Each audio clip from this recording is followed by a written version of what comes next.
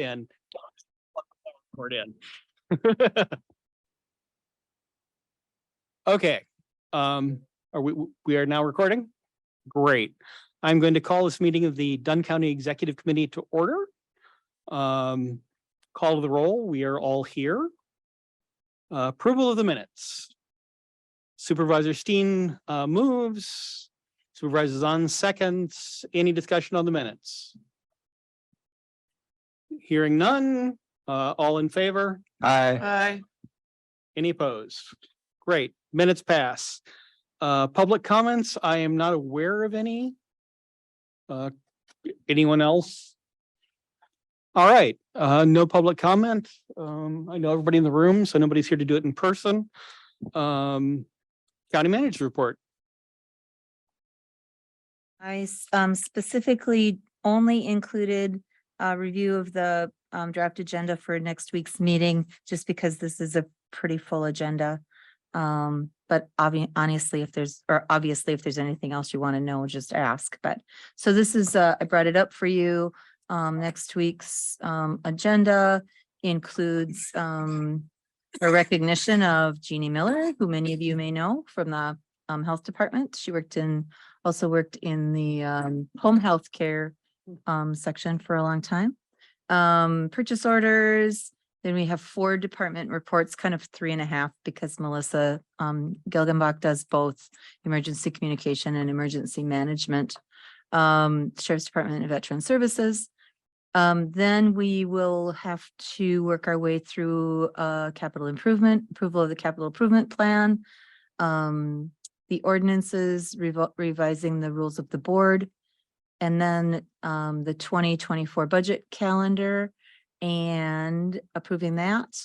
The Elk Creek joint development agreement, which is now going to be called the Elk Creek Joint Agreement, I believe. Yes. Joint agreement, yes. A couple of budget adjustments, and then addressing the resolution on the real estate transfer fee, some amendments to the employee handbook, and recognizing Worker Memorial Day. So it will be a full meeting as well. Any questions about that or recommendations, things we missed? All right. That's all I've got. All righty. On to 6, reports, resolutions, and ordinances to the county board from the executive committee. Resolution adopting the fiscal year 2024-28 capital improvements plan. Let's dig in. All right. Okay, so I gave you 2 documents that you have seen some version of before, but I did expand out after the meeting last month, some of the other kind of moving the funding around. I also have that funding options tucked away here. So if you come up with something else and you want me to plug numbers into it, I'm able to. I should say that Beata is on her way to Poland for a quick 2-week vacation before we enter into budget season. So that's why she's not here this evening.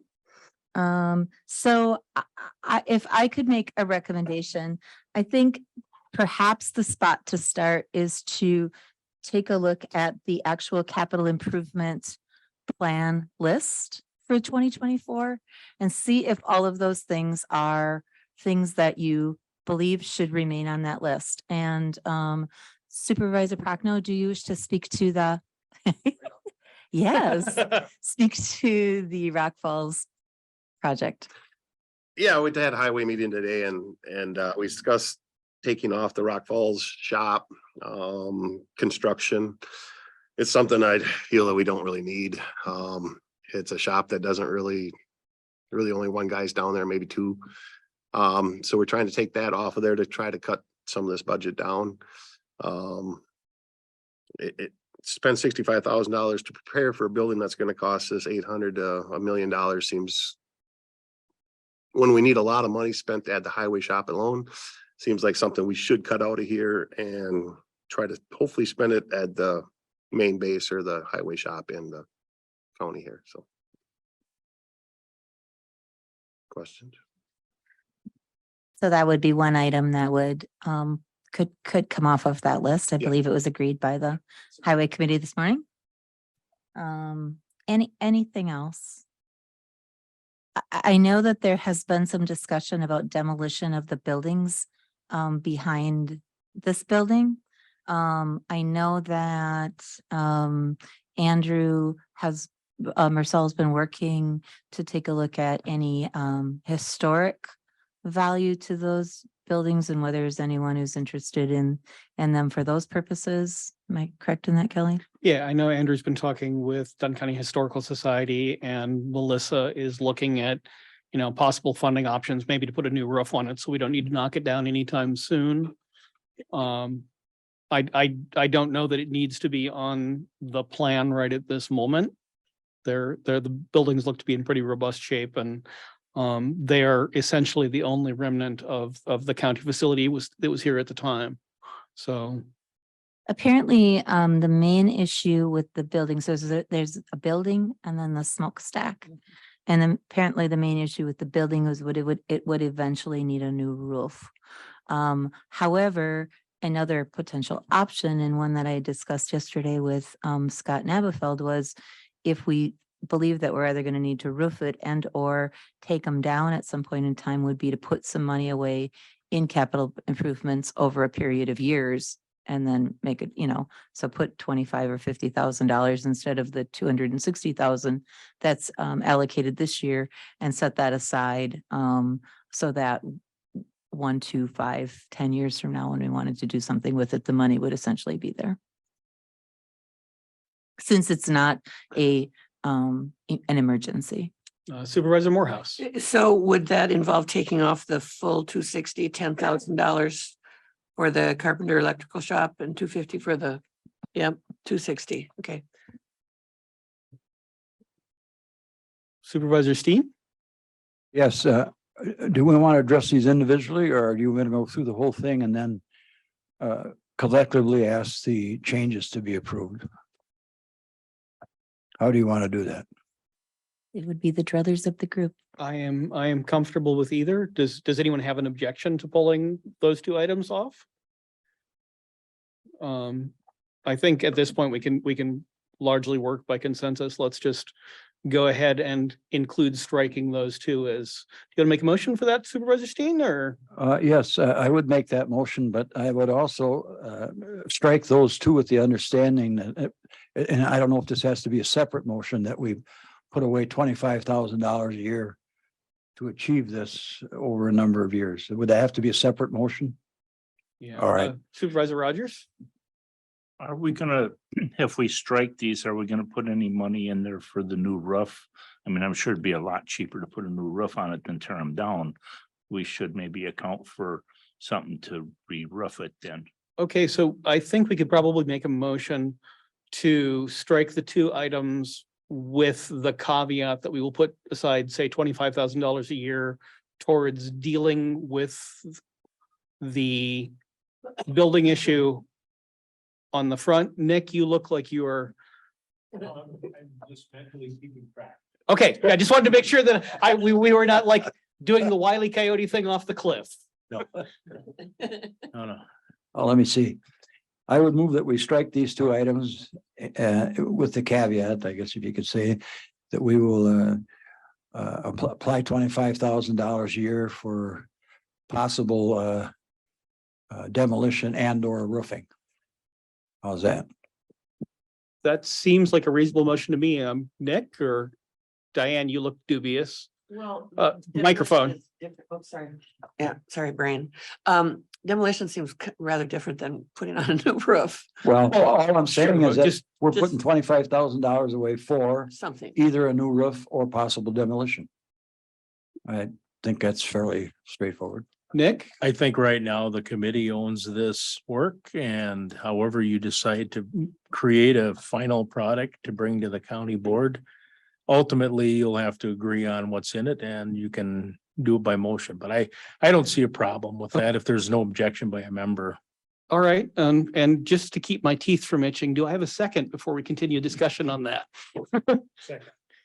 Supervisors on seconds. Okay, further discussion. Supervisor Kinnear. So I'm a little confused. I understand that we take the money off there for it. We need to put a new roof on it though, that's my understanding. The item in the building that will be. The soonest repair that will need to be made would be a roof, but I don't believe that it's immediate. Okay, so we don't need to put the money away in capital improvement this year for a roof We would put the $25,000 towards a roof in the future from the budget. Or from from capital the capital improvement, improvement. but we're not gonna put it in this year. Right. Well, yeah. Why not? Well, one, I don't think $25,000 would do it. And two, I don't believe that it's urgent. But aren't we gonna be putting $25,000 a year in Yeah. according to the? So to clarify, yes, we would be taking $25,000 of the CIP budget this year and putting it aside for possible future roof repairs or possible future demolition, depending on what the county board of the future, some of us will be on, decides. And the motion says that we're gonna do that every year. Is that correct? Yes. It says per year. Per year, but Well, my intent would be, it certainly would be a multi-year deal. Now, if you want to put in there that we're going to put it in there for up to 5 or up to 7 years, I don't care, but the object would be that, and for my way of thinking, you're going to do it every year. Otherwise, you won't have any money in there. well, this is technically the 2024-2028 CIP.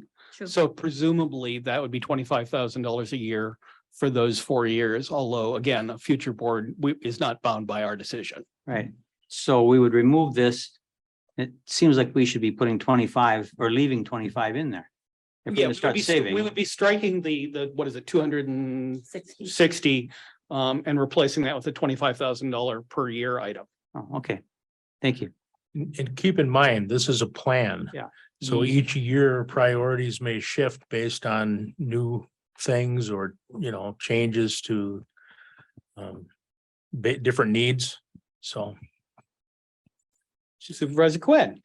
It seems to me like designating roof as a specific item is a little too specific. And probably better to say repairs, possible future repairs. Would you, future repairs or demolition, would you care to make that an I amendment? would propose an amendment to the resolution that we. Well, like, we can probably do it as a friendly amendment and just, is that?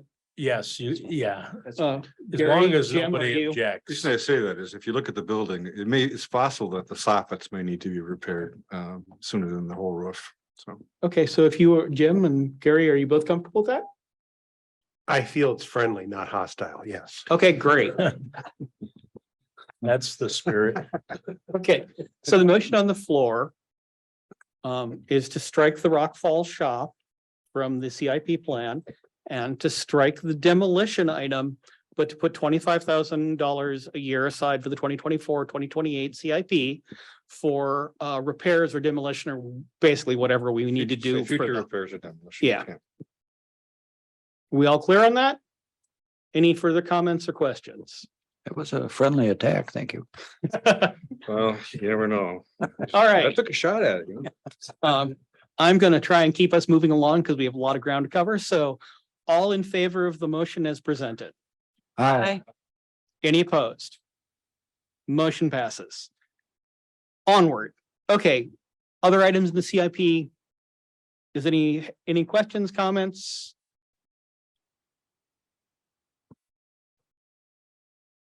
Looks like we can then approve the rest of the CIP as a plan, and then we can talk about funding.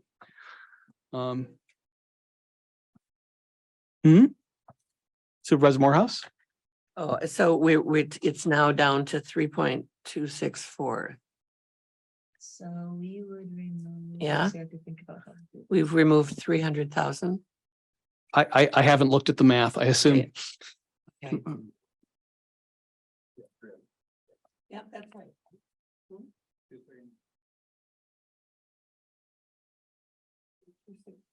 325 you removed, 5,000, right?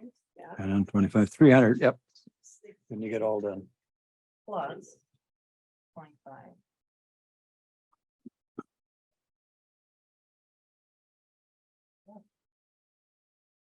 Look at that, a couple $100,000 knocked off with.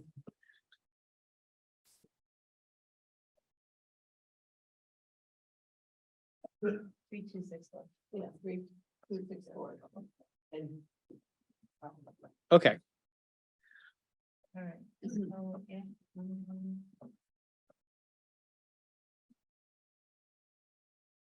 So assuming we've got the math solved. Can we get a motion? Let me rephrase that. I would entertain a motion to approve the rest of the CIP. As presented with the step on that we are now going to talk about funding. So do I have a motion for that? I'll move approval, Mr. Chairman. Supervisor Morehouse, I think Supervisor Rogers had his hand up a second before Supervisor Kinnear. Any further discussion on that part of this topic?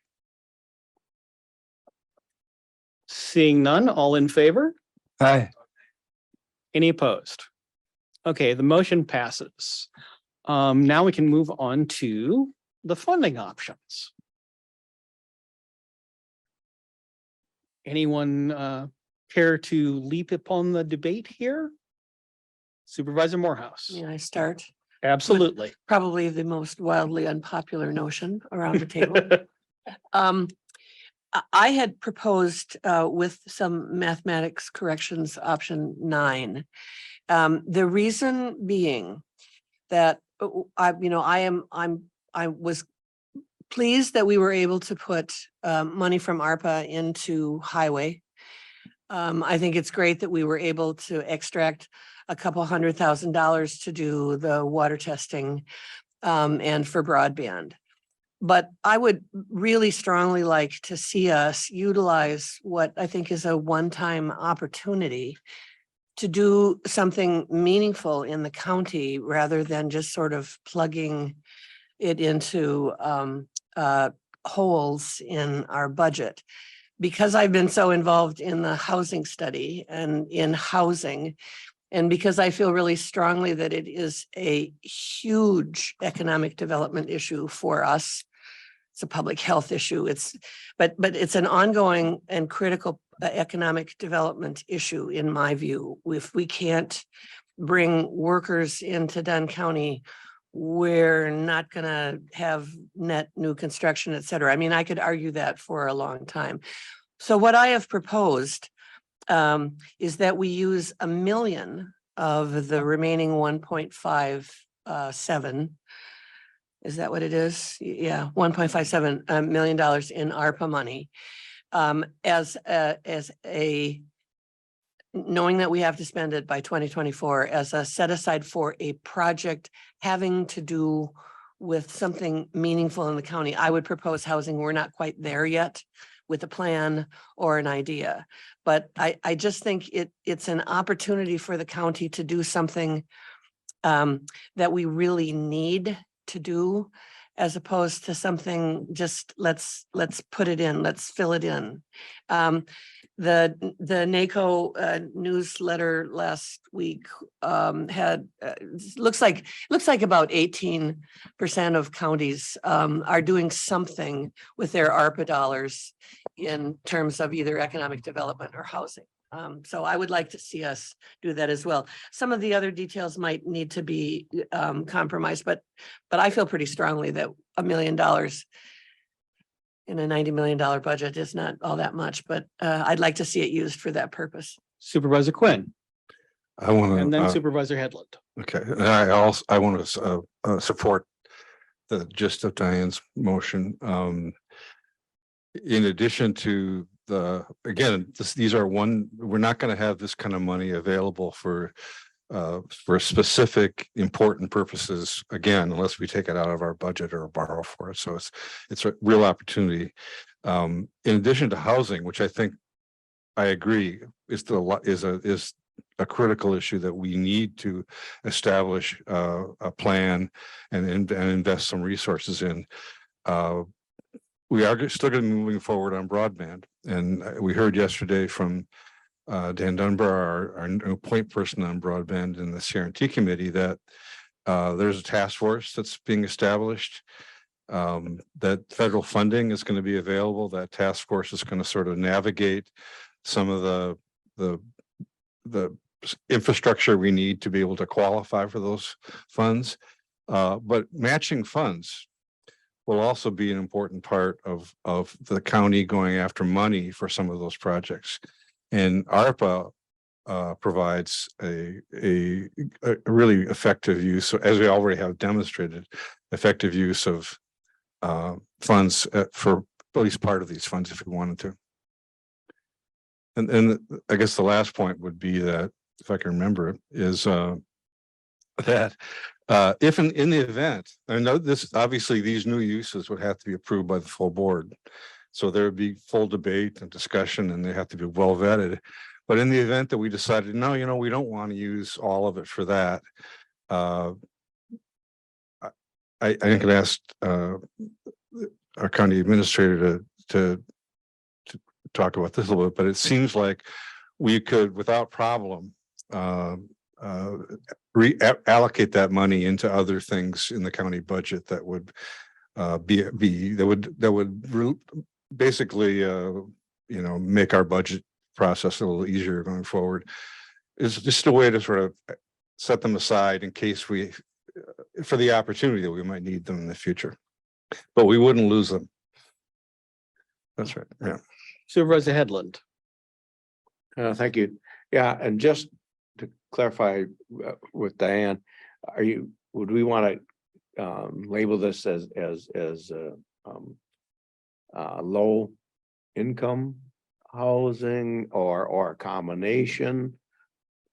I know a lot of the housing is built in that manner. Some of it's, for lower income, and some of it's medium, and some of it's higher, and that kind of flows the whole process. Supervisor Morehouse. I wish I could answer your question, Vaughn, but I don't think we're quite there yet. I mean, we're just finishing up the study. We think we can find a home for it to go forward. We would like to do something along the lines of the task force that Dan Dunbar is doing only for housing. I think there are a lot of questions to be determined. So for now, I'm just saying if we could set aside money that would allow us to move forward with that. We don't know. There'll be a lot of discussion about it, I'm sure.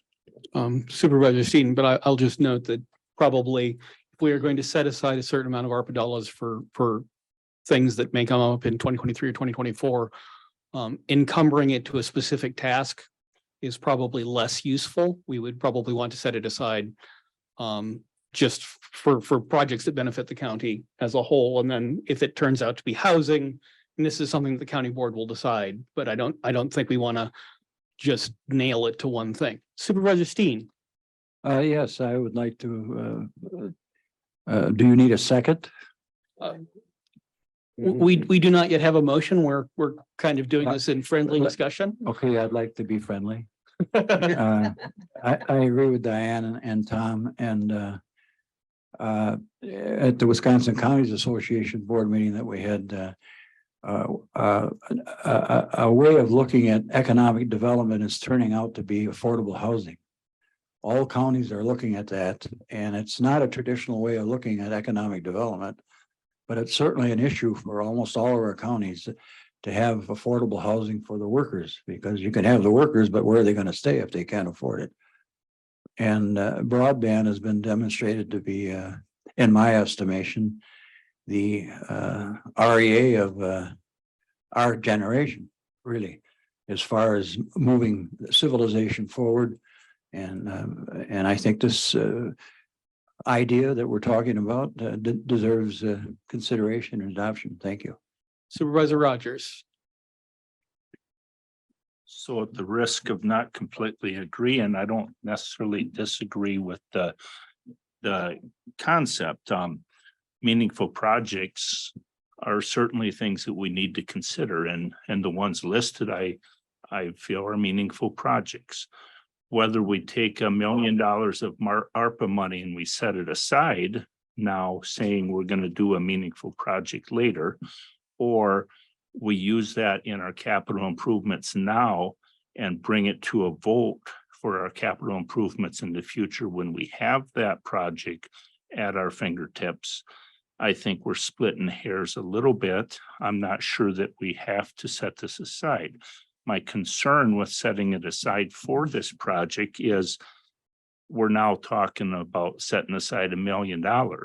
And with discussing this, $1 million could be a little more challenging to spend at the last minute if we do not have a project that fits into what we're doing, and we need to spend that ARPA money at the last minute before we reach the forfeiture point. If we were talking even 500,000, it would probably be easier to spend on a short term in the end of 24. So I have, I guess, two levels of concern. I personally would rather spend the money now and still have the option to bring those meaningful projects in front of the capital improvement planning in the future and still move forward with them. I'm not opposed to those projects. If we, however, do move forward with that plan, I would encourage us to consider doing the option that only sets aside the 500,000 versus the $1 million, just because it could be harder and we run a bigger risk of forfeiture. Or we could just spend the ARPA now and then put forth that money in the future when the good reasoning comes forward. Okay, I'm gonna note, Supervisor Headland, did you have something to add? Or, No, I'm sorry. okay. I will note that with the $300,000 we have pulled out, if we were to do the, what is it, option 6 with the 400K, that would bring us to 700. And we can toss another 50,000 on that. It'd be $750,000 set aside with some pullout for from the general fund, just as a, you know, as a compromise notion in there. Supervisor Steen, you appear to. Yes, and while I respect Supervisor Rogers' outlook there, I'm of the opinion that if we don't do it now, because this is a one-time money thing, even if we have projects that are deserving, we won't be able to get the $1 million. So I just think that this is an opportunity that, and I hopefully that we never have another pandemic. Certainly not in my lifetime, and hopefully not in another 100,000 years, but this is a one-time thing.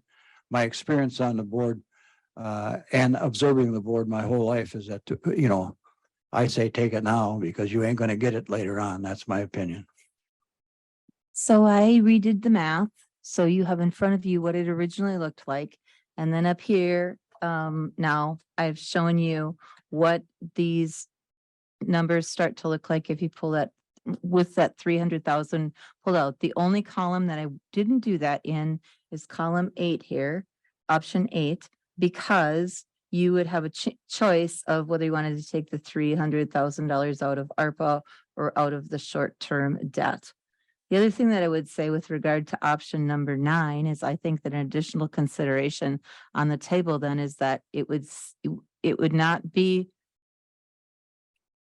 it probably would not be efficient to borrow $600,000 in long-term debt. I would argue take that from fund balance. And then just do a short-term debt for those other items, and that would leave you your $1 million. But anyway, I'm just saying, look at some of those amounts for long-term debt. You see in option number 3, the funding ends up with well, we're not going to borrow $136,000 of. No. We're probably not going to borrow $136,000 of short-term debt. I mean, practically that would make sense to just take that from fund balance. Mm-hmm.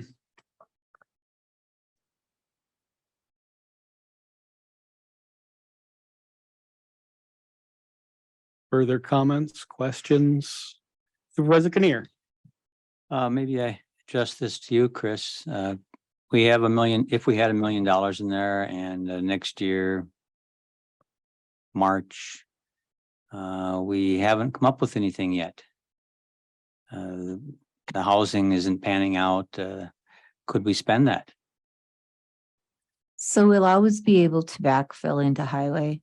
I was going to say in a heartbeat. Yeah, with, not necessarily even with increased spending, but we can, that's where perhaps if there were there was levy attributed or borrowing attributed to highway, and instead we would use ARPA.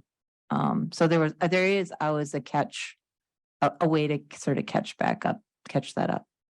Okay.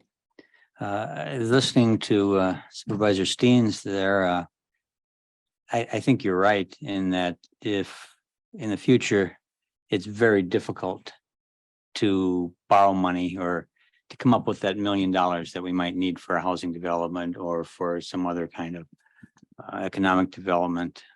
So if we're going to do it, now's the time to do it, whether 500,000 or $1 million. Question kind of for me is could we do something in housing for $500,000 that makes it countywide, long-term benefit rather than what it's been very helpful, year to year. So I will is note 500 enough? I will note that at the city level in Menominee, at my last meeting, we spent $1 million, I think it's $1.3 million on one development. So $1 million is not going to make a real big dent. But Supervisor Prock now. Just quick, if we hold this money back or something, 2024 budget comes out, can we spend it on that if we have an issue that we need some money, or is this going to be totally tied just to CIP?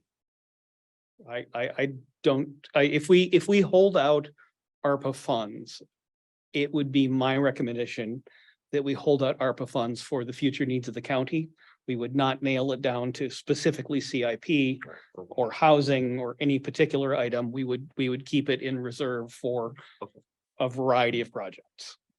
Supervisor Quinn, did you have a? I was just going to make that point also. So, I mean, one thing we need to do if we're going to, I mean, when you look at counties that have a lot of housing development of all kinds, which we need all kinds of it. They have, or cities that have it, they generally have the resources within their government. They have staff, they have consultants, they have programs that they participate in at the state and federal level. We don't have any of that.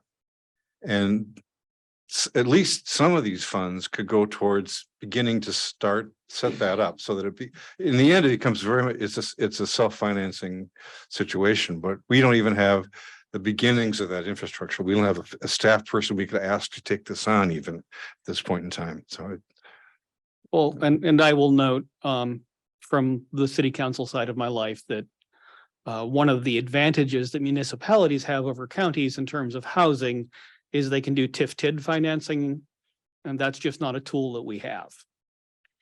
Supervisor Kinnear, did you have another?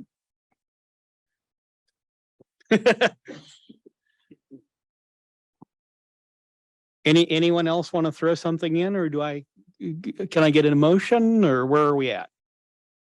I guess I do have a question is where are we at? Do we have the number 9 as it is now, which is basically using $1 million?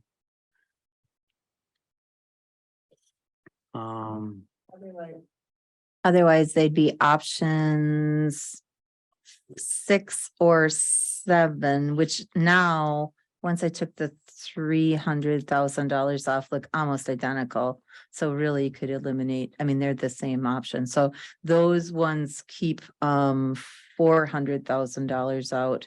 If you wanted it to go to 500,000, you can kind of do the math, but yeah, or alternatively, we could bump that 400K up to 750,000, given the 300,000 that we pulled out already. you could do that as well. And then it would be a relatively minor. Yeah. Absolutely. Supervisor Morehouse. I'm so, I guess I'm confused, Ms. Corpola, about options 6 and 7, which apply $1 million of ARPA. No, $400,000 of ARPA. 6 and 7 applied $400,000 of ARPA. They let. No. They hold out. Oh, they apply $1 million. They kept out Kept out, $400,000 right. for other projects. But Right. with the $300,000 we eliminated from CIP, essentially the rest of the numbers in 6 and 7 are identical if we hold that at the 400,000. All right, whatever. Get it. Supervisor Rogers, then Supervisor Quinn, then Supervisor Prock now. So on option 9 right now, you have 600,000 in long-term debt, and we discussed not doing the long-term debt. So would you be willing to change like option 6 or 7 to put the mirror option 9, but put a little out of your general fund and then lower your ARPA amount so it mirrors, or option 10 would be Okay, so you want to keep $1 million out of ARPA? I don't, but that's what they're talking about. And you want And then to the have 532 the there, short-term debt, and then then Pull the this, rest pull from that out and move it general fund. general fund or you or split. you could do it in short-term debt. I mean, it would take you to over $1 million in short-term debt, but it's an option as well. I- Just saying. Yeah, Or you could change the 570 to up and then split that, so you didn't take a full million out of ARPA. Or leave a full million. Split hairs, so we won't. Supervisor Quinn. I mean, I think the clean. I'm not opposed to this, but to Supervisor Rogers entirely, but in part, but I think the clean up option 9, based on our discussion, you would move 604, you would move the long-term debt up to fund balance, I Mhm. think. Yep. That's what this looks like. Great. So that's The currently easy part option of this 10. is 6, because I can just put it. And back that would every leave $1 side of million in it. ARPA. And no long-term borrowing. And I'd ask Chris if that causes any problems that you can see. No, let me just make sure that the math adds Our- up some. Our general fund is pretty robust at the It moment. is. No, I don't see that that's an issue whatsoever. Supervisor Prochnow. Well, personally, I like option 6 or 7 better, but what I'm really curious about, have you figured out if we do the short-term borrowing, that 536 or whatever, what that's gonna cost an average taxpayer, equalized value? We did, I can't remember that number. just under $19 per 150,000. $19 per 150,000. Yep. Of equal. It's like $18.91 or something like that. Okay, thanks.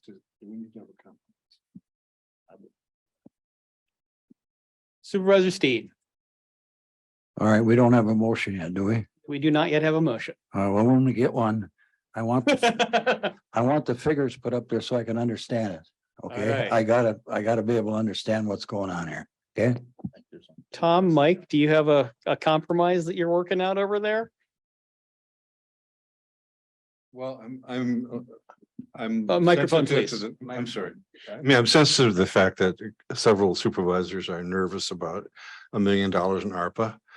I'm not. But I think Supervisor Rogers was mentioning in option 9. And I think that would, I mean, some compromise would involve, say, taking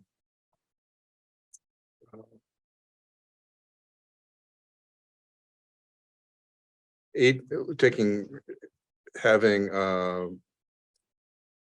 only $800,000 of ARPA reserved and making the fund balance withdrawal 404.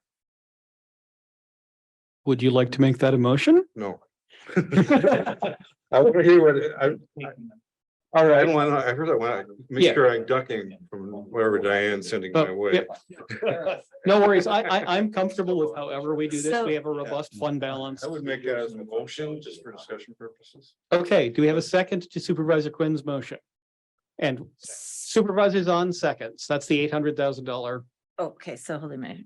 So instead of holding This back is a my million, job. it's holding 800,000. So, and before, Mhm. while Chris is doing that, with your permission. Yeah, Oh. discussion, we are now in the discussion phase, so. Because I want to understand it first. Okay, so You're- tell me what you're doing and I'll reflect it here. Okay, You're gonna make this another, so it leaves 800,000 and then the fund balance removal would be 404,000.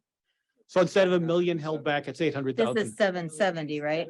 770 plus the 300, 071. Yeah, And 300,000 this is part of becomes- that. part of the 800 700. is part of the 800,000. This becomes 404,929. Yep.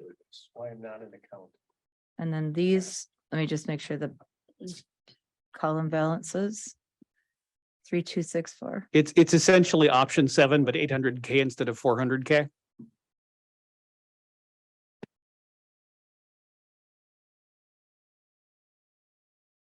Supervisor Steen. Yeah. I want to go back to the question of whatever we set aside, 800 or a million. And everything falls through and we don't have a special project. Now, it's my understanding that we could spend that money without too much problem on the rest of our budget. Is that correct? Yes. So therefore, that doesn't seem to be a problem to me because if everything fell through and we had 800 grand, we could put it somewhere else and our budget would look better. So- Isn't it true, though, that ARPA funds have to be spent on specific things? They, they do, but we some we degree. would shift around to shift Gotcha. them to highway. Right. And so this Norwegian understands that then that everything goes to hell, we got $1 million, we can absorb that very easily Yeah, if- without a lot of consternation, right? If it all blows up, we can put it in pavement like, We have our numbers yet. Yeah, they're here. So here, okay, so this is kind of like one of those shopping shows. Maybe we can just eliminate things that aren't. So I'm not hearing any votes for option number 1. Or 2. Or 2 was your original from last year. Yep, or last month, I mean. Yep. And then, so you have this one, and then now this is 9. This is how you've laid it out with 800,000 in it. $800,000 of ARPA left over. yeah, so you just need to, the bottom seller needs to say leave 800,000 instead of 1 million.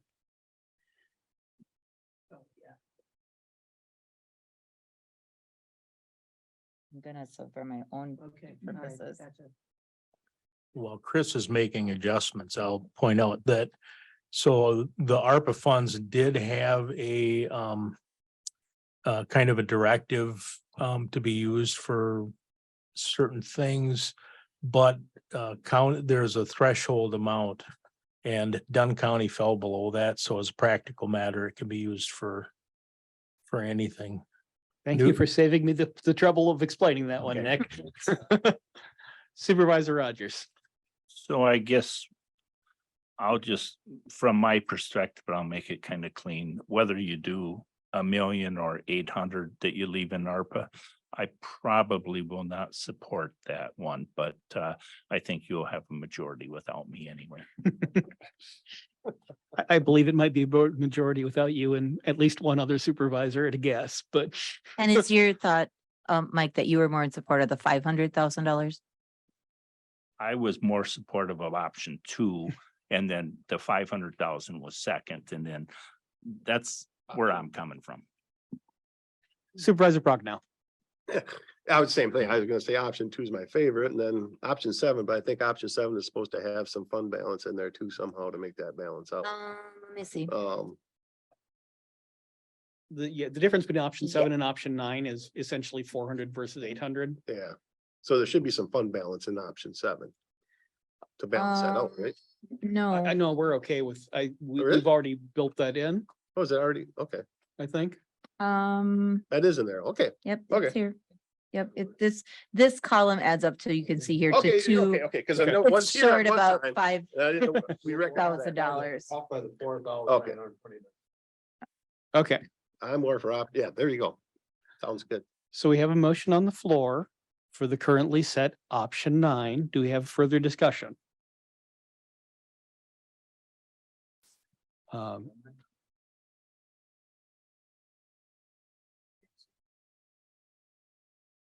This is- Supervisor Quinn. I'm not sure if this is discussion or not, but if and my attempt at reaching compromise has failed. I would be open. I'm fine with it as it is, but I would be open to a friendly amendment to go back to a million, but I'm fine as it is too. It's just, All right. Any further discussion? Hang on here. All right, So this is ARPA. we're doing some mathematics over here. Because There'll be a test later. I didn't realize it was gonna be an eye test today, so I gotta have it so I can see it. Well, it's an eye test and a mathematics test. Yeah, well, it's the a- math I'm all right with if I can figure it out. Okay, so you can kind of ignore these bottom ones because they don't really change.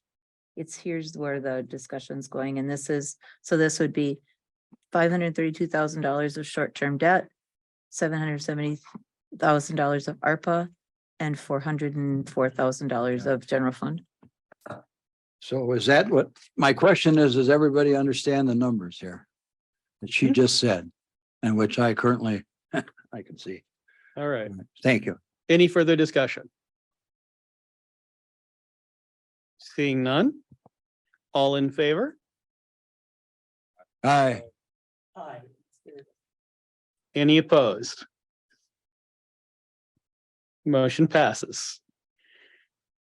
Okay, it's a solved problem until we get to county board where it will become an unsolved problem once again. Can't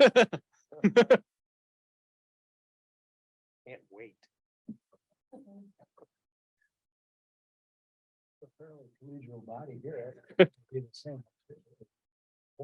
Well, hopefully it will. So Oh, can I Chris, just ask a yes, question? please. Because I'm not sure. Do you want options to come to the county board, or do you want to only have your final decision? I think we should present the recommendation of the executive committee. And if somebody wants to change the recommendation of the executive committee, they can come up with an appropriate amendment. Oh, no, go ahead. Supervisor Quinn, please. So Chris, your suggestion is to present this to the county board and say, one option is to present. Well, do you want to show them all the options, That's what or I'm do you saying. just want to say, this is the capital improvement plan we approved, this is the funding we've approved? And then as Chair McCullough said, if someone wants to say, well, no, I think we should spend it this way and this way, they could offer that as an amendment. I just need to know for preparing it. Supervisor Steen. Yes. In an effort to have the entire board feel that they're part of the situation, the discussion, I would suggest that we send this out in its entirety. This is the options. This is what the executive board chose.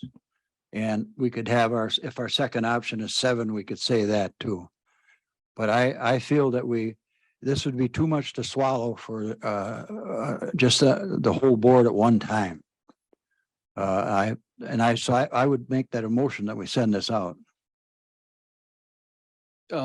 Nick, do we need a motion, or can we do this as a sense of the committee? I think if there's a consensus.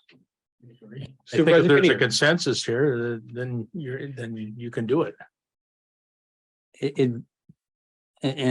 Thank you. In responding to Gary's, 9's too many. But put out some of them. That's what I was going to say. If I Yeah. pick, for instance, 2, which was your original, and then some version of a lesser amount of ARPA spent for $500,000, and then 9, which was the 800,000. 2, 7, and 9. 2, 7, and 9. Thumbs up. Yeah. Great. Yeah. 2, 7, and 9. With when we send it out, 9 is what the executive committee recommends. Supervisor Steen, did you want to? Well, no, and I take your advice gladly. But part of the reason for my original suggestion was that there can be no possible way that anybody can interpret what we're doing as trying to hide anything or run anything through because complete disclosure can't hurt you. Now, I realize that this is like herding cats. I get that because we'll have 29 different opinions. But overall, that's why I made the motion. I think for the overall health of our body, that makes sense, but I'm okay with what you decided here. They're all friendly suggestions. I know that. Well, and to note, any supervisor who wants to see the agenda and notes of this and wants to see all of those 9, this is available. It's not like they are cut out of executive committee or we're not recording this. I understand that, but I still feel that. But yeah, I if don't you're need my mic on. Talk without it. well, you can, but the But people, can't hear you. Oh, excuse me. Pardon me. I apologize to the radio public. there you go. My original thought and intention is still in my mind. I think it's well worth the effort. And this is a pretty big item here. And I would not, and I'm happy to stand on the floor and address the whole board in the fact that there's nothing tricky going on here. It's a consensus and we've had really good discussion about it. But your point is correct. Yes, they can access all this stuff, but will they? Are they aware they can? I guess I would bend over backwards to make sure that we do not leave the impression of any effort to not inform them. That's where I'm coming from. That's all. Supervisor Calabrese. I just haven't said anything, and so I wanted you all to hear my voice. No, when you say send it out, you mean in the packet, right?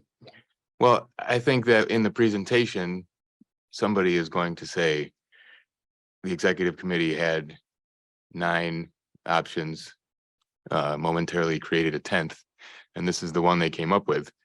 And so if they look in their packet and they see 3 options, then it might come up and say, well, where's the other, whatever that math is.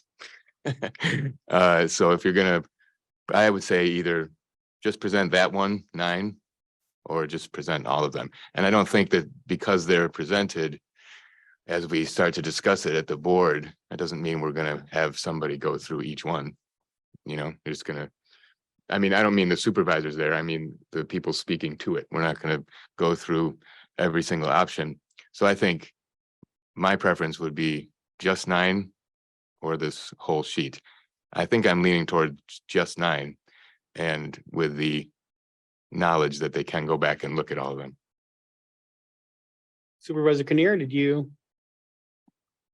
Yeah, I think, what was it that you said, 3 of them?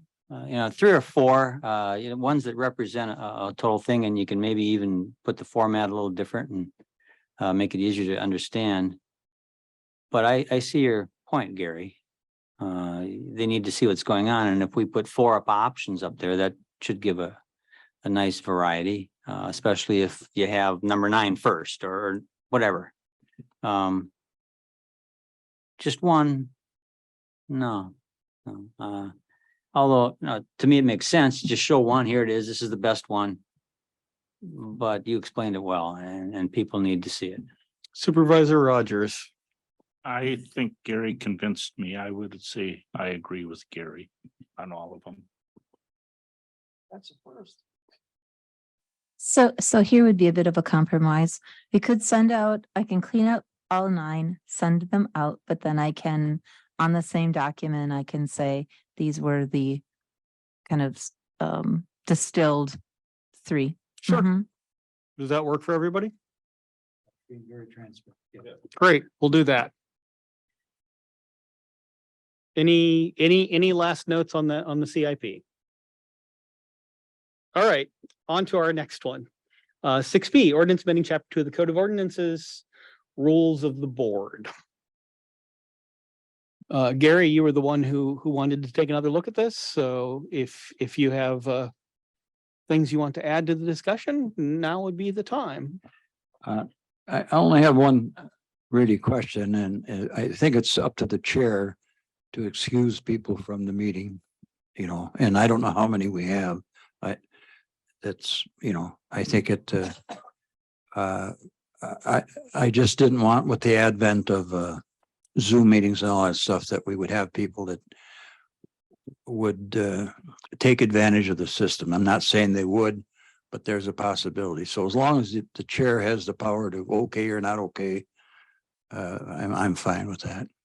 Okay, I will note that when I suggested that we needed to do this, given the way our communications and meetings have gone, and started speaking about it with Nick and Chris, that it was, you have to inform your chair and your chair has to agree that it is all right for you to be there virtually.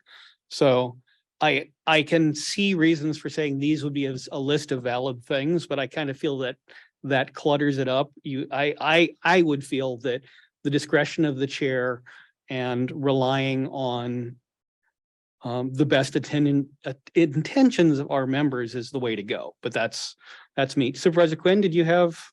Okay. Supervisor Kinnear. Just a question. So if someone wanted to do more than 4 on my committee, they have to go to you or me? You. So it would be the chair of the appropriate meeting. And is it the yellow that's the new stuff? Yes, and that's just a starting point for your discussion. I could add county board chair for county board meetings or committee chair for committee meetings. Is it just says county board chair for everything now? And I'm not Yeah. sure you'd like that too. I did not get as much of my homework done for this meeting as I would like because my lawnmower was delivered early today. But yeah, it would be nice to put that in 9C or whatever it is, the committee chair. Yeah, I would think have that the chair of the appropriate meeting, because it's really how do you want to run your meetings? And certainly my philosophy as county board chair is that all of you are responsible chairs. And you will run your meetings in the way that works best for your committee. And I just put the number 4 in here for, again, as a discussion starting point. And then it occurred to me that if you have, say, someone's on two committees that happen to meet in the same day, could happen. I think it does. That commit, it wouldn't count as 2 of the 4 then.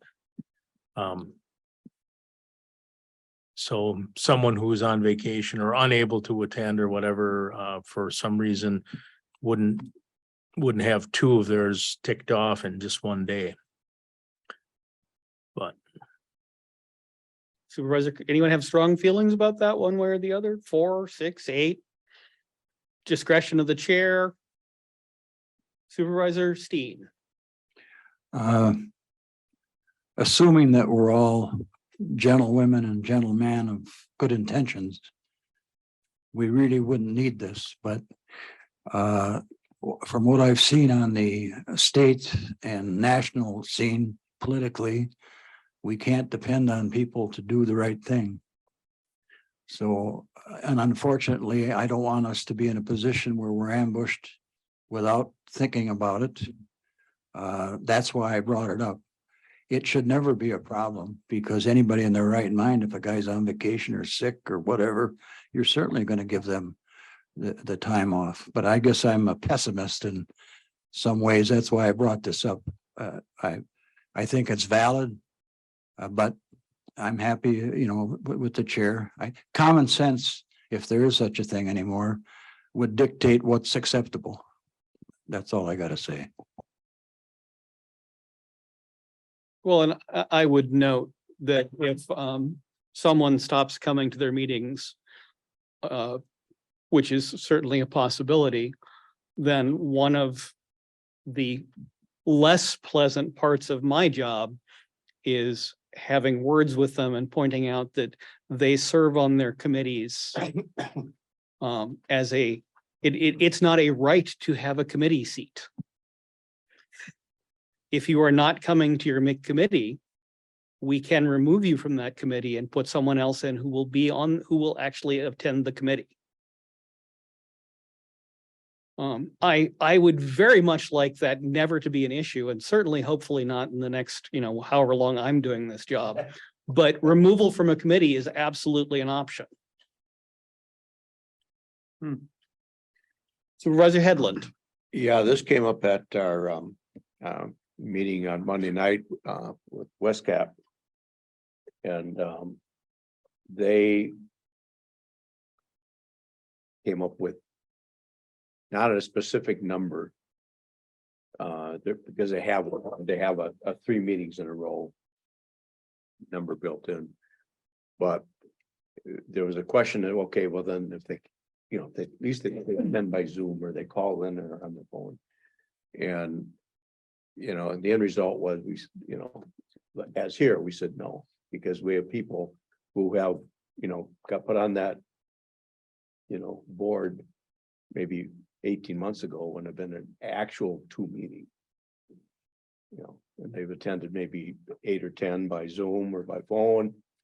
And, it's like, who was that again? And they don't participate in the same manner that if that person is there. I guess that's my point is that, sometimes I appreciate somebody participating by Zoom and cuts into their vacation and they're on a cruise ship or whatever they are. I mean, that I really appreciate, make that effort, but not so that they can just sit there and maybe pet the cat and have the ball game going on over here or something, whatever. I'm not sure. Supervisor Rogers. Is it something where we put in the verbiage that it's preferred to meet in person?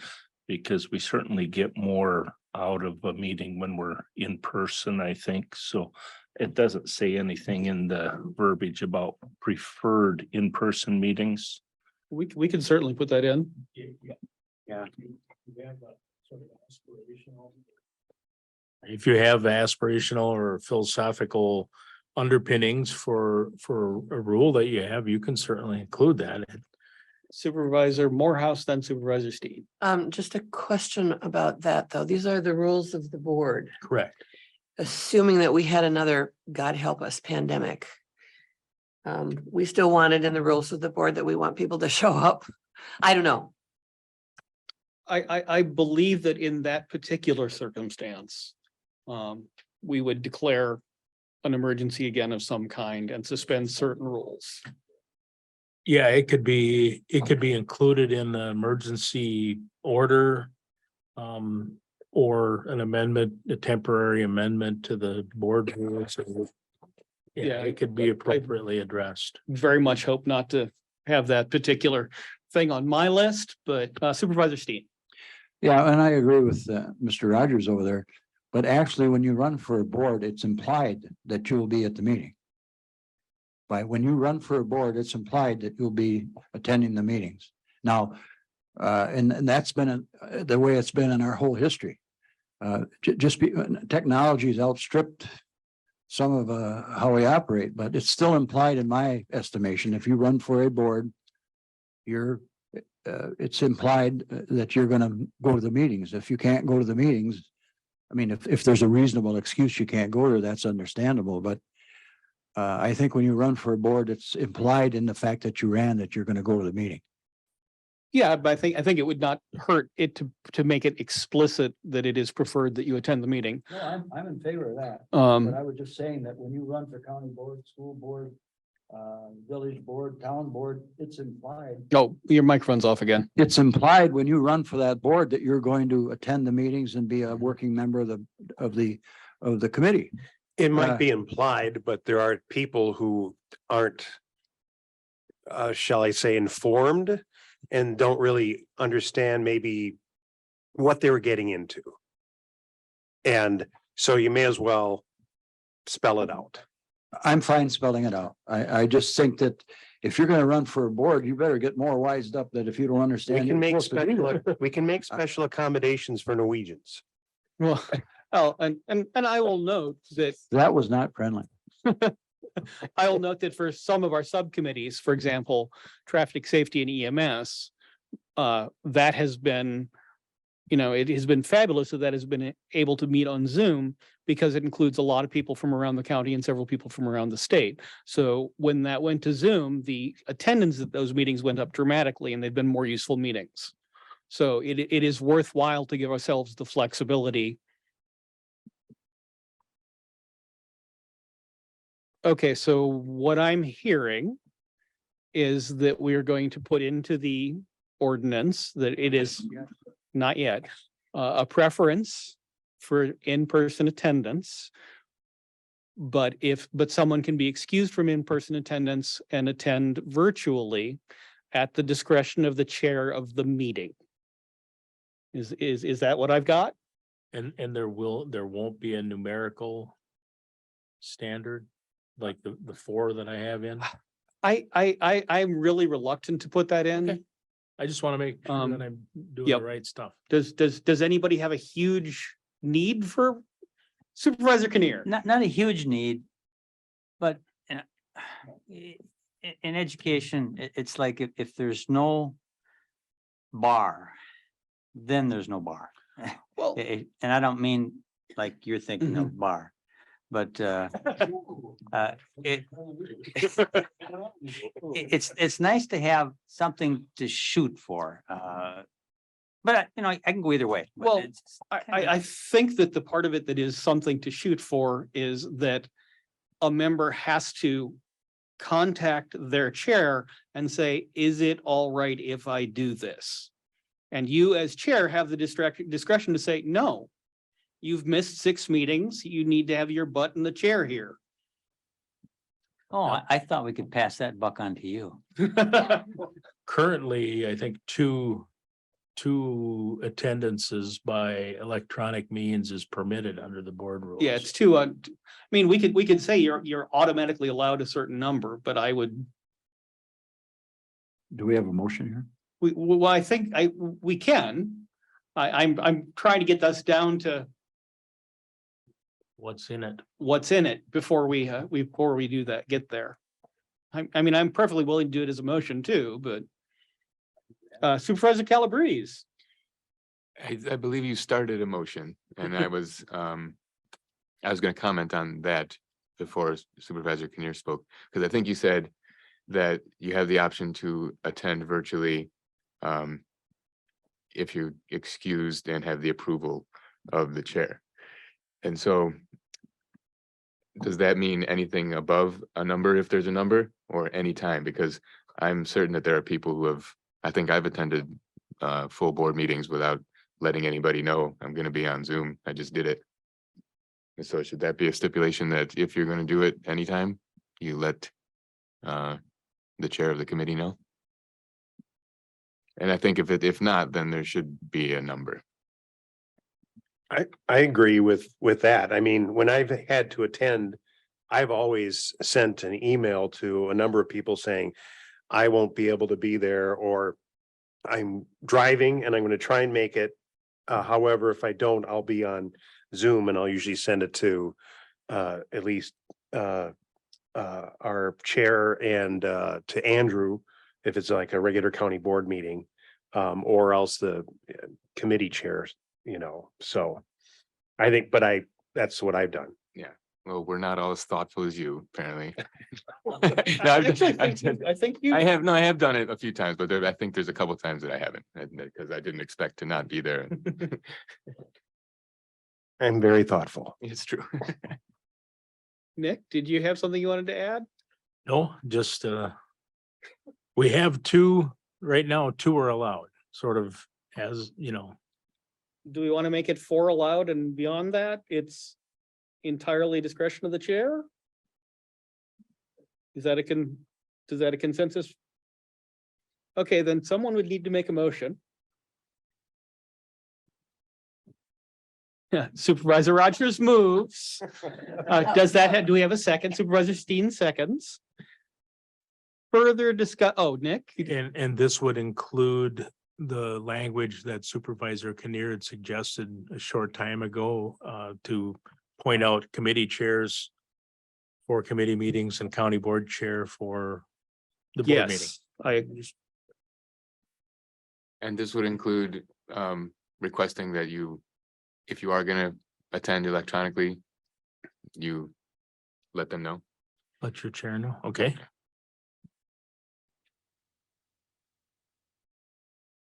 all right, so do we have a second to Supervisor Rogers' motion? Supervisor Steen, we got, you did that already. I just lost you. All right, awesome. Is there any further discussion? Supervisor Steen, is that further discussion? You No. just turned your microphone on, so I'm checking. I want to vote. Okay. All in favor? Aye. Any opposed? All right, Nick, we'll hash it all out and make sure it looks good for. Okay. Now let me log back into my laptop here.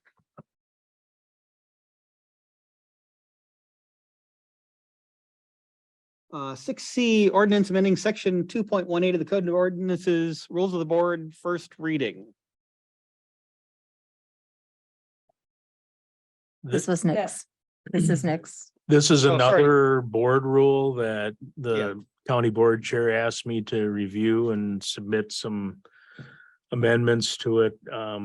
This pertains to closed sessions. Right now, we have a very short sentence on closed sessions. This adds, it turns the current rule 2.18 into paragraph 1 of that. And then adds a 2 and a 3 that are addressed to participation and non-committee members who are also members of the county board, participation and also the reinforcement of confidentiality. Yeah, so the reason that I brought this up with Nick was at the WCA meeting, leadership meeting this spring. It was pointed out that there is in state statute no sanction for violating committee confidentiality. You could be in a confidential meeting, you could walk out, you could hold a press conference, you could tell everybody in the world what had just happened, and there was no state sanction for that. It was a question that had to be at the discretion of the particular board rules. So when I saw that, I said, you know, we should probably address that.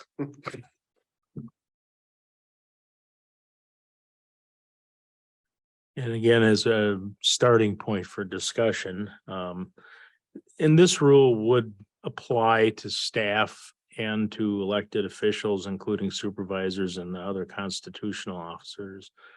But violation could include discipline, censure, payment of damages resulting or as a result that are incurred by the county.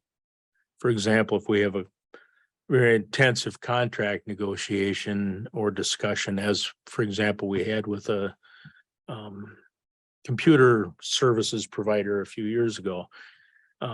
If someone left the room and let the cat out of the bag about, you know, where the board was thinking of settling in or what, you know, what our number was, and revealed it, it could create a basis for liability. Yeah, The person who spills the beans. to the best of my understanding, we have never had a problem with this We haven't. at the county level, but it seemed like one of those things that we should probably fix before it becomes a problem.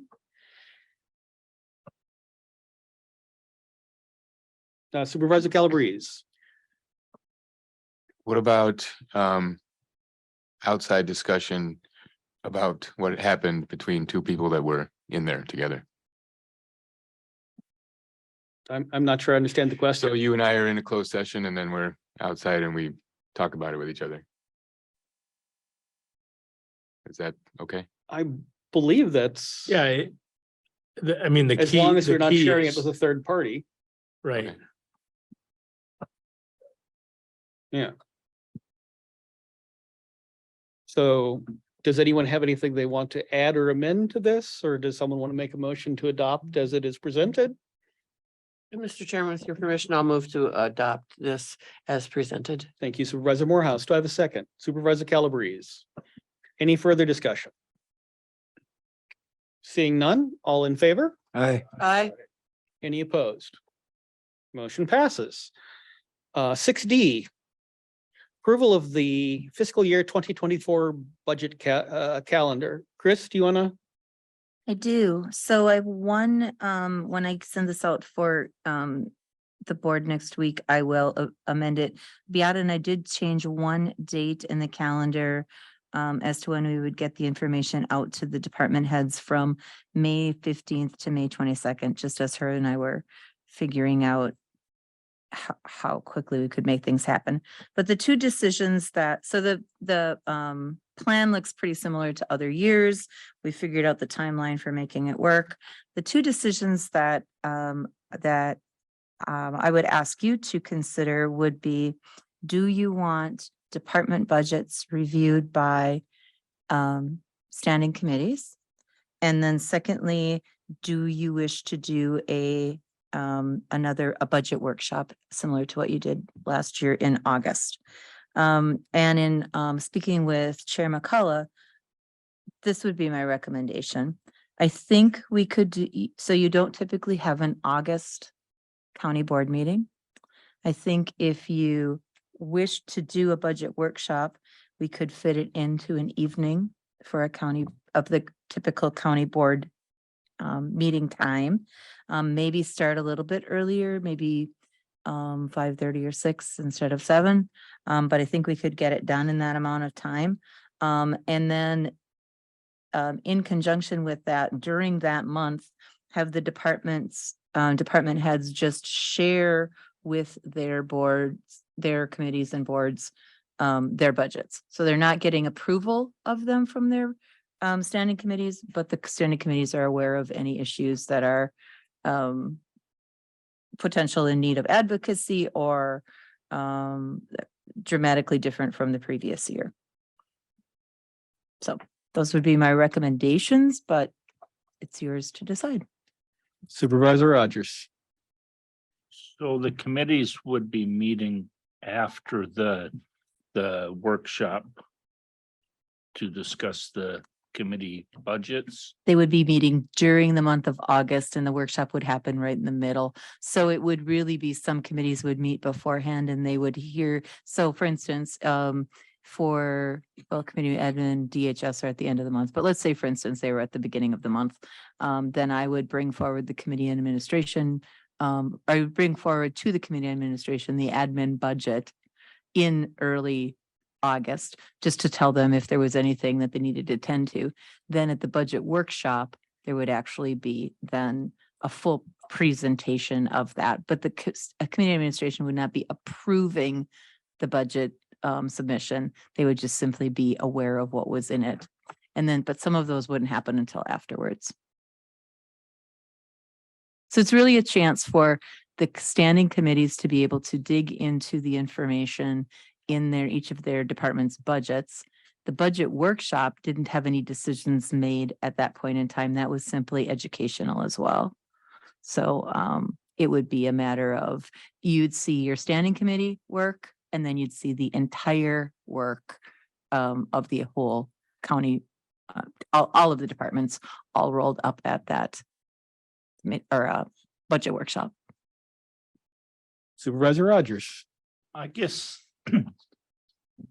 moving on from that, I'd like to see the committee would like to see that the financials before the planning meeting. I would feel it would be more constructive. However, my biggest concern is that that when we do the August 12th meeting for the entire board for doing some planning, that we try to bring enough forward to the county board to get the discussion going, so we don't have the situation we had last year where we get to the final meeting and all of a sudden we have people standing up and saying, well, I'm not voting for borrowing, or I'm not on board with this, and try to have them conversations earlier. I know they're supposed to be, but that's my concern. I don't have a question or an answer. I just have a concern.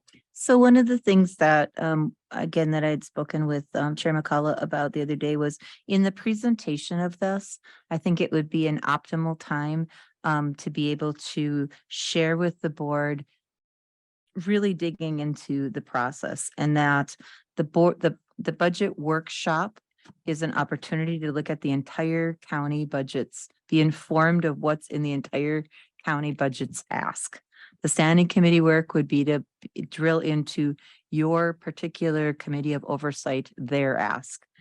Then the executive committee begins its work in September, but the goal is that in October, we would have essentially be able to kind of put a ribbon on it and tie a bow and be ready for November. So if there were giving people information about, if you don't agree, if you think that something different needs to happen, if you're not in agreement at the October meeting of what's being presented to you, September, October meeting to, that's the time to speak up and move forward, and just include that as a part of the preparation, the presentation of this and the explanation of it, and then probably reiterate that a few times through the process.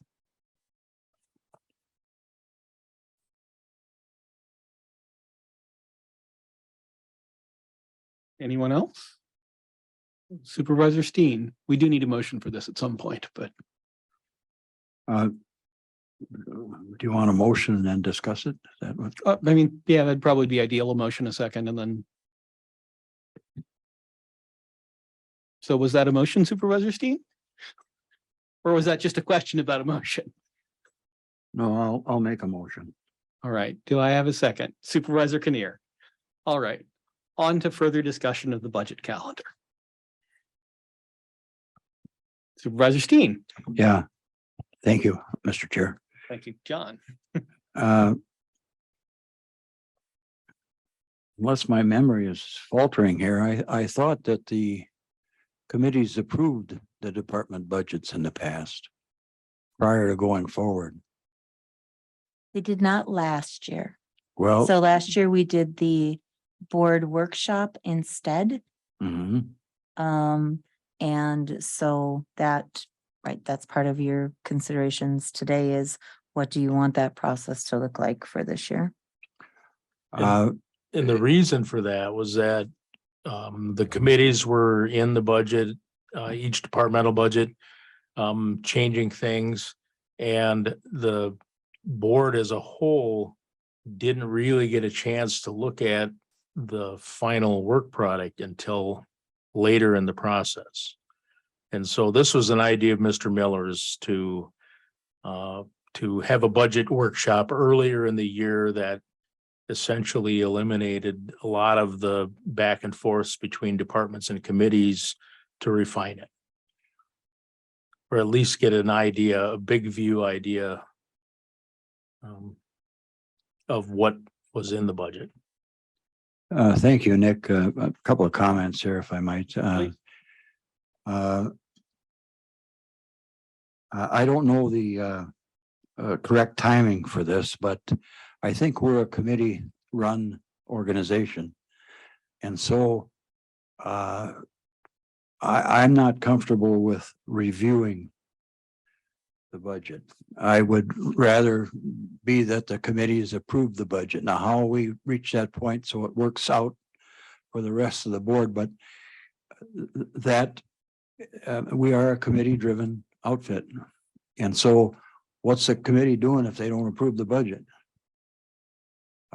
So my feelings are the committee should approve the budget before it moves on. And however we got to do that, I don't want to gum up the works, but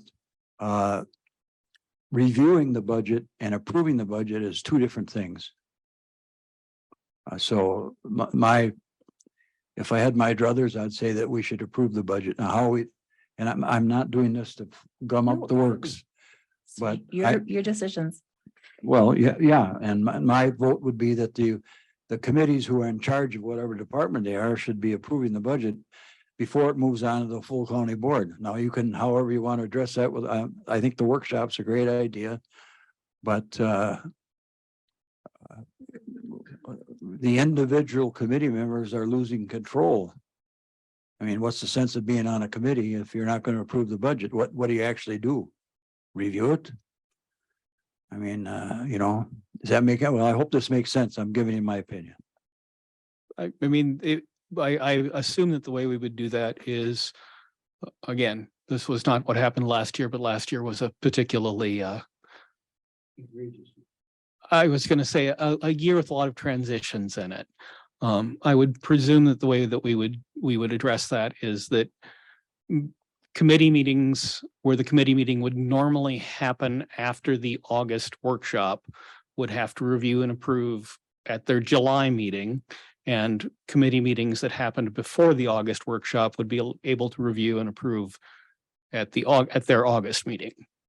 So it would just be a matter of moving and I say just because I'm not the one moving all the numbers around, a matter of moving that review process for those committee meetings that happen after the August meeting into whatever part of July, or they would have to hold a special meeting for that express purpose. So from a timing standpoint, this isn't a reason that can't happen. But if that were the case, then we would have to rethink the steps prior to that. Because at this point in time, we have the departments getting their final budgets to the Department of Administration on July 7th. And it would not be sufficient time if any committee that met after the middle of the month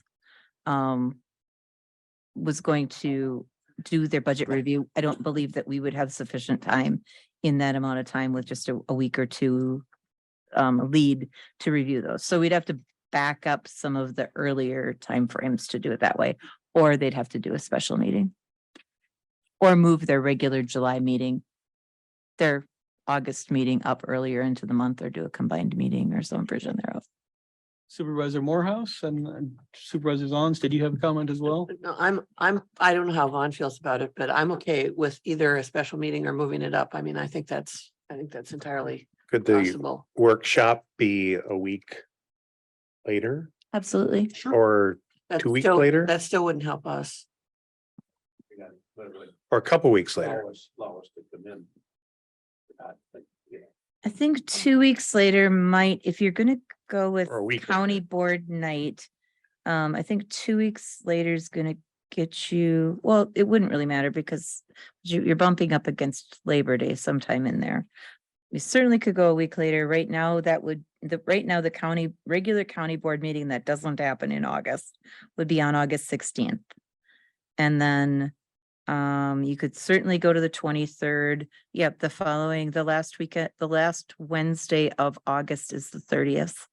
And since you don't do a July board meeting until the end of July, there is a significant amount of time in between those meetings. So yeah, you could choose a later date for the, and that actually would get you past every committee, I believe, if you went to the 30th.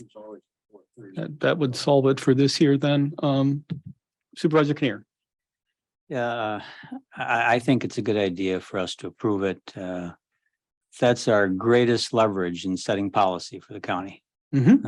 And that's what we did my first few years here. And then when we didn't do it, most of us said, what happened? And I looked at this as saying, well, this is a step in the right direction. But let's take the full step. Let's approve it. Okay, so the calendar would be amended then to say that in August, department budgets would be approved by their standing committees. And then on August 30th, there would be a county board workshop on the draft 2024 budget. Mhm. Mhm. I'll withdraw the motion and do this one if that's all right. Yeah, I will withdraw my motion. If whoever second it will withdraw it, and I would make a motion to adopt the newly configured budget or meeting times. I accept that as the second. Yeah. All sounds right. Good. so is everybody good with that? All right. Any further discussion? Seeing none, all those in favor? Aye. Any opposed? Motion passes. We have a calendar. Okay, 6E, resolution approving the Elk Creek Solar Joint Development Agreement. I think this one's probably simplest if we get Nick, do you want to address it before we get Well, I can. So as you know, the Elk Creek Solar wants to build a large 300 megawatt photovoltaic electric generation facility in the town of Springbrook. They've come to some county board meetings and provided some information. I think there may have been some that was distributed here or will be for county board again, including a map. We have had several back and forths with their legal counsel on what up until most recently was called a joint development agreement. It basically defines the terms of their development as it relates to various county ordinances. At the base of it all, this large this size of a generation facility is not subject to a lot of local regulation. The Public Service Commission is in charge of it. And so I think they do this partly to, make sure that everybody knows what's going on, the rules are down on paper, and I think also sort of a PR purpose comes with it. So I've had a back and forth with their legal counsel. I felt that their first draft was not very deferential to some of the considerations that the county has. The highway commissioner was very unhappy about some of the phrasing regarding use of highways and right of ways. So I redrafted it and sent it back, and then they redrafted it, and they had folks, so the principals from the representatives from Elk Creek Solar came here and met with myself, the board chair, the county manager. I can't remember who else. Some members of the town of Springbrook supervisor board were also present. And we had about a 2-hour or hour and a half or 2-hour discussion about the terms and kind of came up with a final work product, which was sent out in the packet. In the meantime, the town of Springbrook met and their directive, their formal action was to remove the word joint from the title of the document and to remove the word joint from the first sentence in the document. So now it's called a development agreement. But otherwise, it's there before you. And if anyone has questions on specific matters, I'll try to answer them. We tried to, we address things like the height of equipment, what can and can't be placed permanently within the right of ways. Because Muddy Creek, I think it's called, meanders all over the place to the west of most of the property or all of the property. We had them agree to comply with shoreland or wetland zoning as may be applicable. Vegetation and cover in order to help with aesthetics. We increased the setbacks for being next to occupied residences. And I think those are really the main things. And then it doesn't say it in here, but I want it in the interest of transparency. So there is a payment contemplated in here. The state of Wisconsin collects taxes directly from a utility like this, and then they disperse the payments to the municipalities that would otherwise be collecting real property taxes. And so it's estimated that the town of Cedar Brook would receive $500,000 annually once generation begins. And estimated Dunn County would receive $700,000 annually. This is in lieu of property taxes. So the property would no longer be on the tax roll, but these payments would come in. There's a statutory formula that dictates, what has to be paid.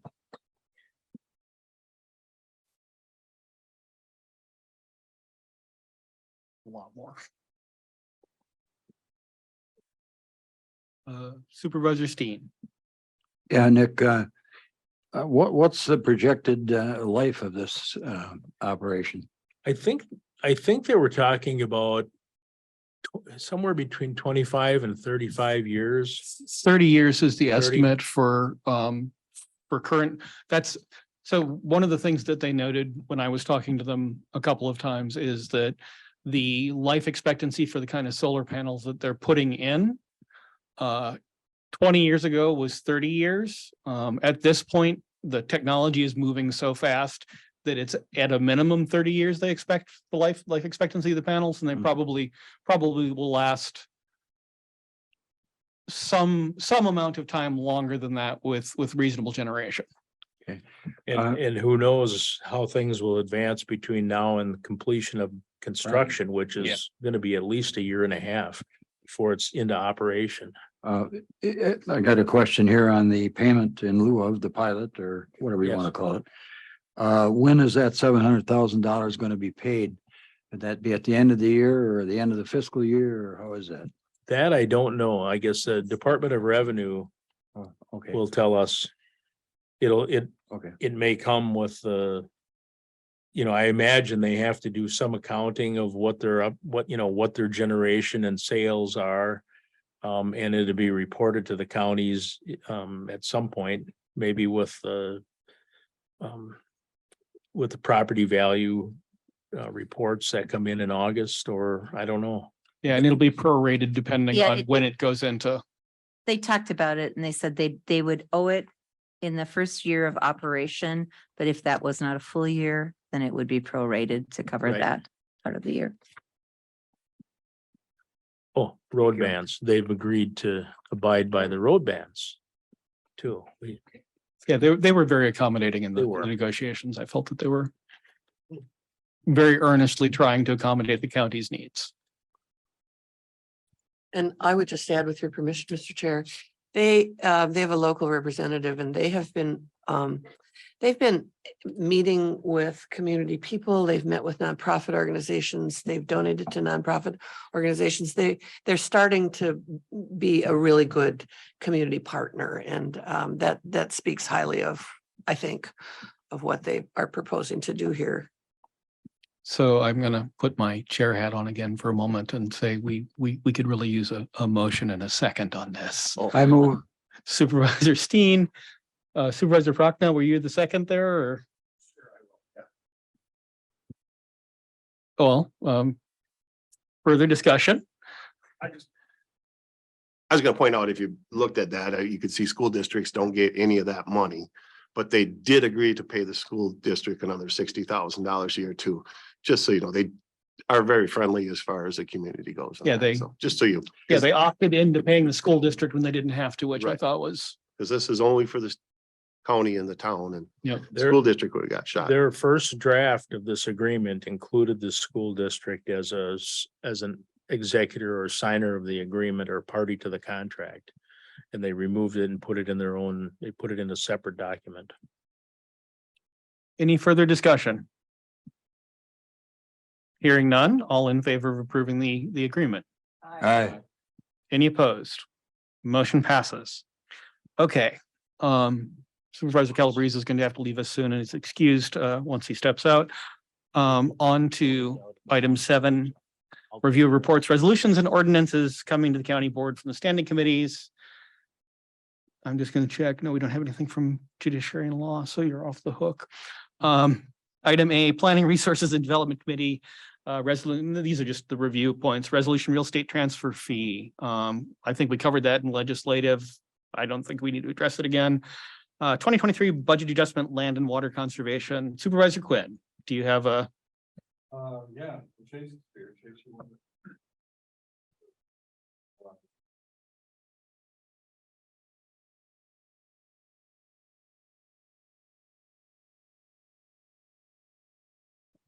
Good afternoon.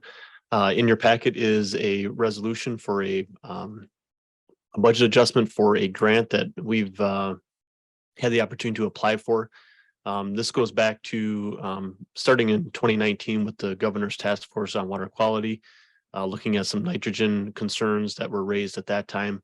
The state has developed a pilot program to look at nitrogen optimization, so particularly related to commercial fertilizer.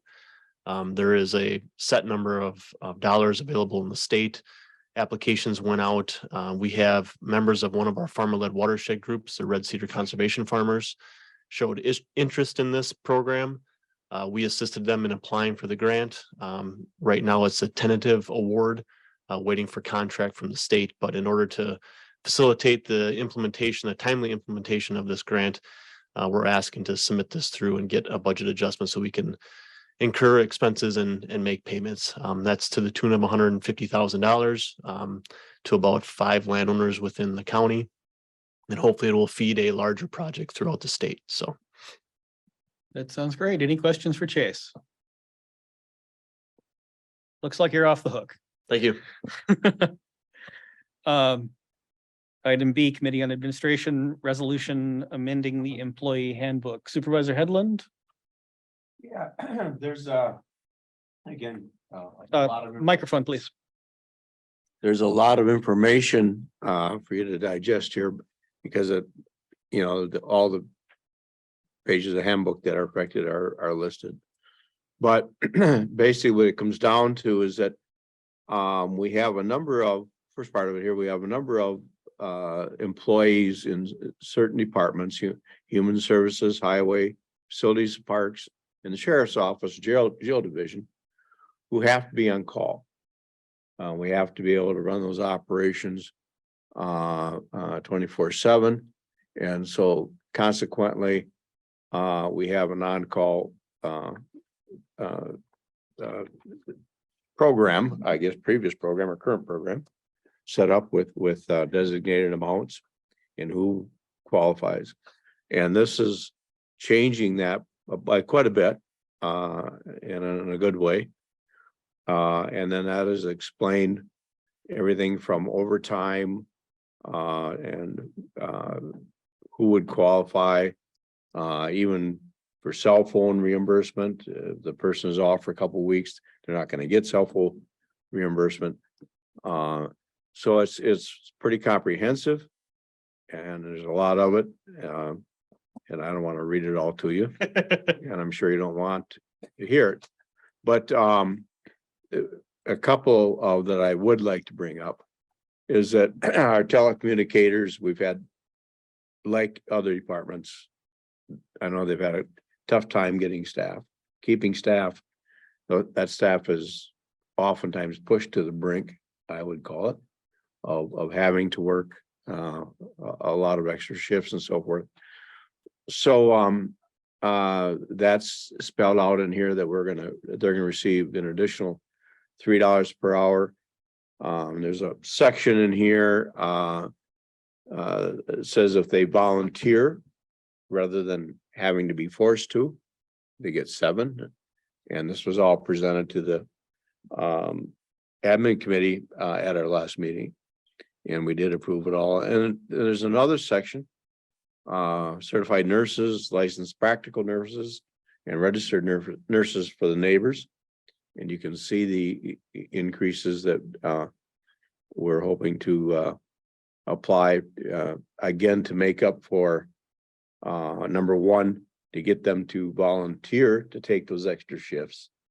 There's a greater incentive than if they are forced, so to speak, to do so. So I think that's a good part. And especially with the neighbors that, if they can keep away from hiring pool help, I know it's going to help their budget.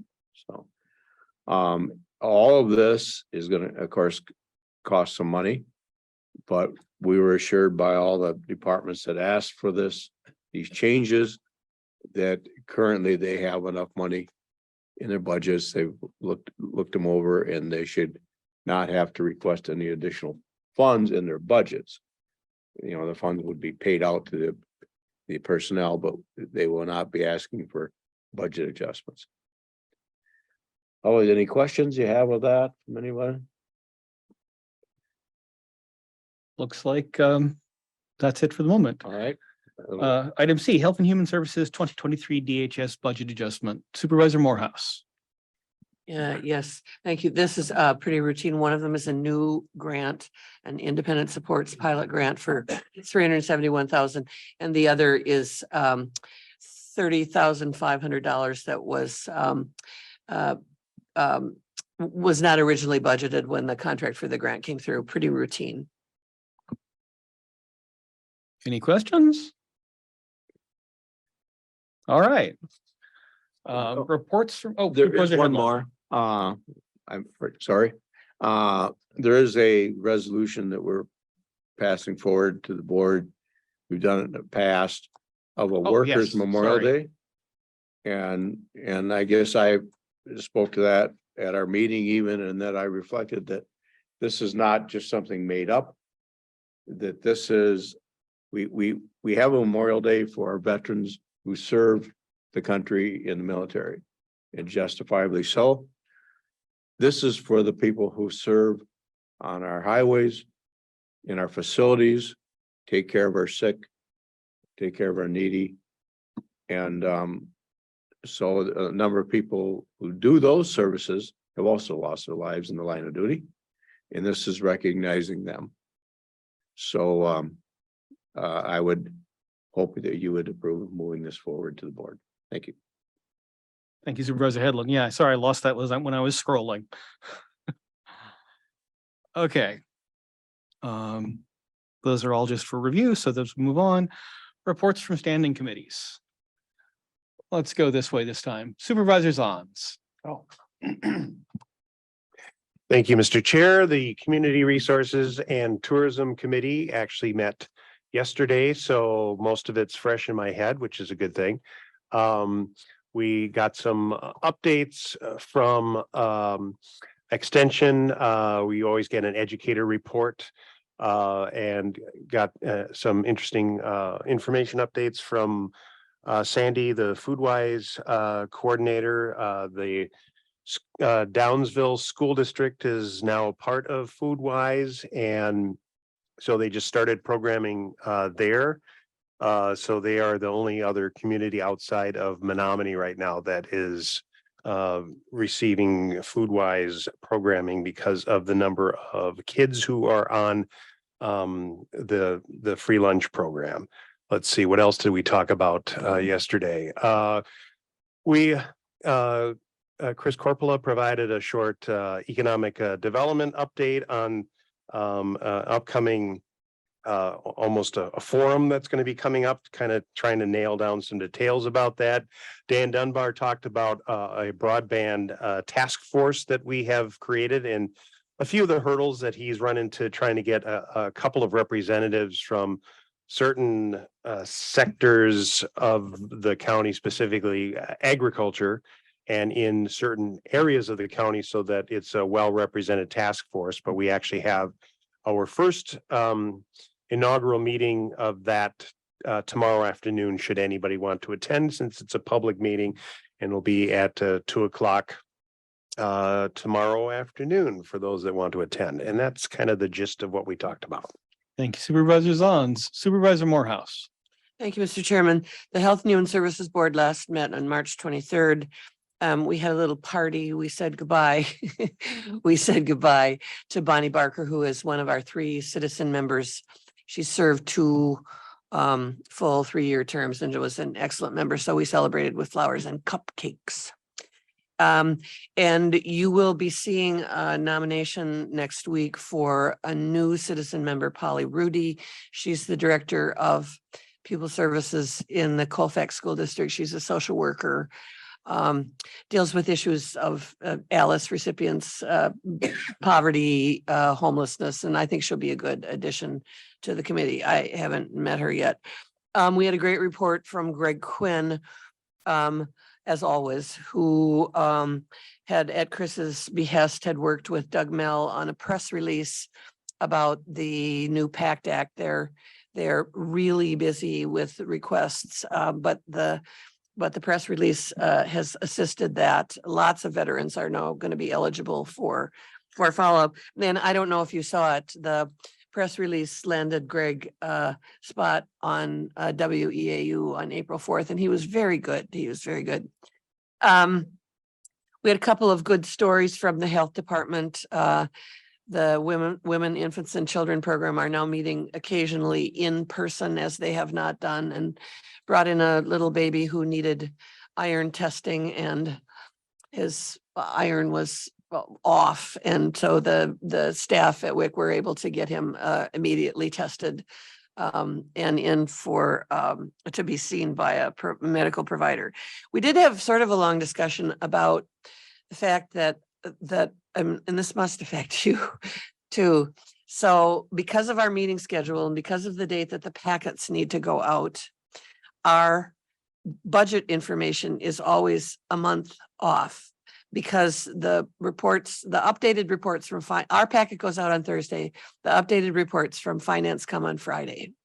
And so after extended discussion, if it's possible for the staff to do it, we are happy to wait until Friday to get our packet so that we're dealing with updated information. And finally, we had Carrie Anderson from the Department of Human Services join us for a discussion about our youth justice activities. I confess that I didn't know much about it, nor did other members of the committee. So we had a lively discussion, and she is great. And we meet again on April 27th, and that's my report. Thank you, Supervisor Morehouse. And I'll note that I'm going to give everybody a little break between items 8 and 9. So Supervisor Kinnear. Thank you. The neighbors still has a couple of households closed due to staffing. We have for some time now, and we're filling beds as they open. Scott Nabafeld's working on getting the bus going. They've been doing bus fundraisers and have raised a large amount of money. The rest will come out of the budget. That'd be this year, I think. No known COVID, no known flu among the residents, which is great. Still trying to set up a CNA course so that we can draw people in. And as of the 10th of this month, we have a new clinical mentor, director of nursing, Oh, excellent. Sarah Lasowski. She replaces Paula McClellan. So now all these staff there will have way extra time that they can work with. And that's my report. Thank you. Thank you, Supervisor Kinnear. Supervisor Quinn. Thank you, Mr. Chair. The BR&D committee met on Tuesday for our first meeting of the month. We looked at reports from all the departments, which were very well presented. We discussed the resolution that is before us today. We had a public hearing in which we approved a rezone request in the town of Sherman, a parcel being converted from general ag to residential. So that'll be coming to the board in another, probably next month. Reviewed revision to the county land division ordinance, which is something that survey department has been working on. And we're pleased that we had 3 or 4 town board chairs that were present for the meeting and kind of helping us constructively look at that ordinance. So that's positive. And our next meeting is in, I can't remember, end of the month. Thank you, Supervisor Quinn. Supervisor Rogers. Facilities met on the 22nd of March. And just recently here is 2 new Chrysler Voyagers, and Scott would like everyone to take good care of them when they're using them. As he says, take better care of them than your own. The transfer station is kind of in a holding pattern due to some outside legal review that we're waiting on. The committee continues to discuss renewable energy, the solar at the transit station that we have a grant for, and those items continue to be discussed. Other than that, we had a real short meeting and we're out of there early. Have a good day. Thank you, Supervisor Rogers, and congratulations on a short meeting. Supervisor Prochnow. Highway met this morning, transit did too. Only thing on transit is the electric bus update is hopefully next year, January month, but that's up in the air always. As far as highway goes, road bans are probably coming off Monday the 17th, so let everybody know. Work zone awareness is the 17th to the 21st of April. Besides doing a lot of patching and getting all the holes patched, we're planning for the road construction here, several roads for that. We are applying for some BIL funding for 2 bridges on County Road D and Q. The other little tidbit of information we got today was plowing season. We actually used about 20,000 more gallons of diesel fuel this year than last year for the same plowing season. That's just diesel fuel. You can imagine all the other costs have gone way up too, but anyway, just thought 20,000 gallons more this year than last year just for the winter maintenance. Otherwise, that's all I got. Thank you Supervisor Prochnow. And Supervisor that was Hedlund. not a short meeting, just knowing. Oh, sorry, Supervisor Steen. Yeah, this is probably for Dustin there. The bridge deck on the bridge on 170 and also on Highway 40 in town there. I see you guys came and did the approach there, but there was a couple holes in the deck itself. Did you patch those too? Okay. And I was just wondering, have you experienced that in the county? That the bridge decks are taking a beating just like the roads? All right, well, thank you. Thank you Supervisor Steen. Supervisor Hedlund. Thank you, Mr. Chair. Committee administration did meet Thursday, March 23rd, here in this room. We had, as usual, a lot of material to go over and discuss.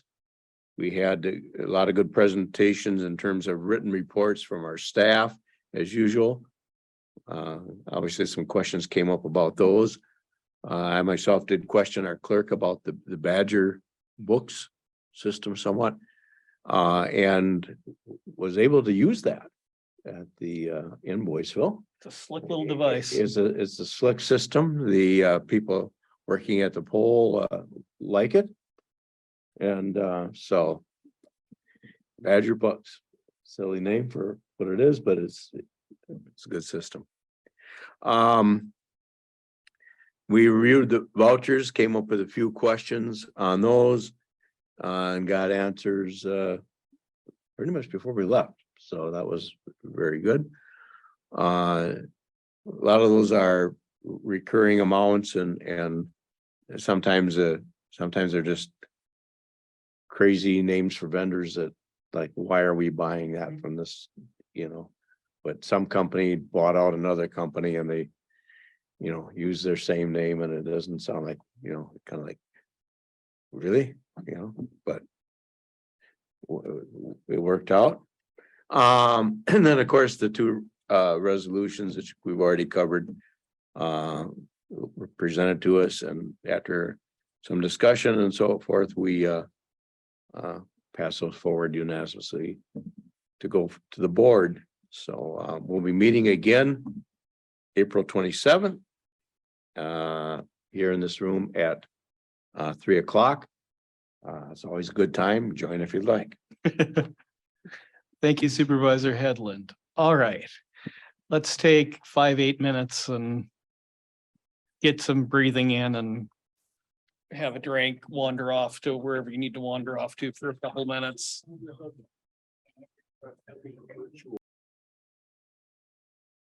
Well, for like the minute and a half. All right, I'm calling the executive committee back into session for the annual performance review for County Manager Chris Corpola. This is a conversation that will normally happen in closed session. Gary, did you have Supervisor Sidini, did you have something you wanted to? That would be great. I move we go into closed session. I'll second that. Supervisor Steen and Supervisor Morehouse, this is a roll call vote. Supervisor Morehouse. Yes. Supervisor Steen. Yes. Supervisor Zons. Supervisor Hedlund. Yes. Supervisor Prochnow.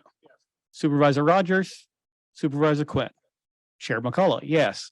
Okay, I'm gonna go close the door. Oh, Jenna's got it. All right, we are in, yeah. Recording. Oh, we have to wait till the. All right, folks, our next meeting date is May 17th, 2023 at 3:30 p.m. And with that, our business for this meeting is closed. We are adjourned. Good to see you all. Good night, all.